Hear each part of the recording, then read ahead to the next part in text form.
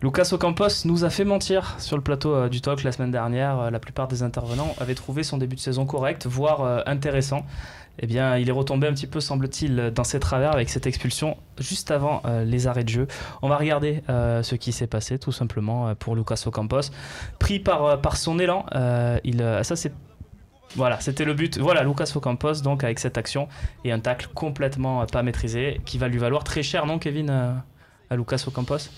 Parce qu'il peut lui casser la jambe là. Quand même, voilà, on se rend compte quand même que c'est un tacle assez dangereux. Après, je suis pas sûr quand même que vraiment sur le coup il veuille vraiment lui faire mal. Je trouve Ocampos, moi j'analyse que ça soit dans ses dribbles ou même sur des tacles, il est maladroit. Donc à un moment donné, je me demande même si c'est pas fait exprès sur cette action. Mais je pense oui, peut-être 2-3 matchs de suspension et Cesaro avec un tacle de ce style-là. Et pour revenir à ce que tu disais sur Ocampos, juste sur le plateau de la semaine dernière. Je vous pose la question à tous, c'est toi qui vas commencer. Est-ce que pour vous, il a sa place dans l'OM de cette saison à venir, pas forcément sur le très long terme, mais de cette saison à venir, est-ce qu'il a un rôle à jouer pour vous à l'OM, Kevin? Moi, j'ai vraiment du mal à te répondre à cette question, car voilà, je trouve que depuis le début, il est intéressant, et c'est dur de dire ça sur un joueur qui est offensif à la base. Il fait un gros travail dans le collectif, comme je disais, on a vu à Domzal, on a vu même hier encore, il est capable de répéter les efforts, tout ça, mais c'est maladroit à un point, c'est exceptionnel d'être maladroit comme ça, et ça reste quand même un joueur offensif. Normalement il doit être là pour faire des passes décisives, marquer des buts, et je le trouve très maladroit. Donc actuellement je te dirais non, il a pas une place, il a pas sa place. Moi j'aime bien ce joueur, mais c'est vrai que là si tu regardes déjà hier, voilà, ça veut pas dire que qu'il vous fait mentir. Quand vous avez analysé la situation, il faisait de bons matchs jusqu'à hier, mais c'est vrai que sans rater, honnêtement. Voilà, moi, il y a ça aussi, il y a le raté j'ai aussi. J'ai envie d'y croire parce que je l'ai vu aussi en Serie A faire de bons matchs et que je me dis, il n'a pas forcément tout le temps les pieds carrés. Mais bon, c'est vrai que tu as envie d'avoir des joueurs un peu tueurs et qui, sur un match compliqué, la seule occasion que tu as, ils vont la mettre au fond. Donc oui ou non? Et hier, ce qui rate.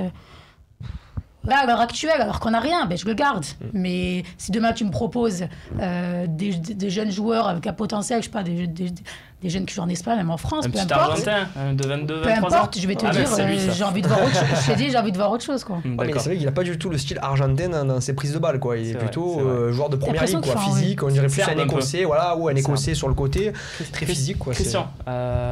Écoute, t'as qu'à t'imaginer 2 mois en arrière et t'imaginer être un supporter de l'OM et faire une composition d'équipe.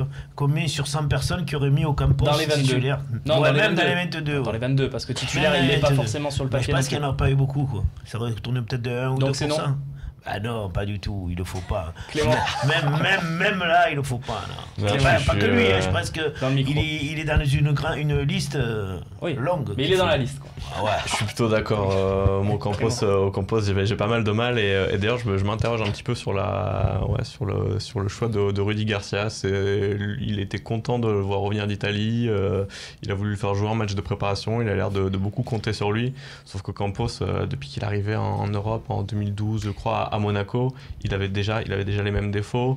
Il a fait quelques bons matchs. Il a jamais réussi à s'imposer sur la durée partout où il est passé. Le mec, il a 23 ou 24 ans, il ne progresse plus depuis plusieurs saisons. Il parle des 22, mais il est plus titulaire que remplaçant. S'il avait réellement convaincu, il aurait acheté aussi Germain sur le papier. Son passage en Italie, les stats ne font pas tout, mais non, moi, je l'ai trouvé bon. Mais c'est quand même important sur un joueur de ce calibre-là. Voilà, comme on dit, il est arrivé avec une certaine cote, un joueur argentin. Il a marqué 3 buts, quoi. Je veux dire, après, tu peux pas garder le fait qu'il a vraiment envie de s'imposer.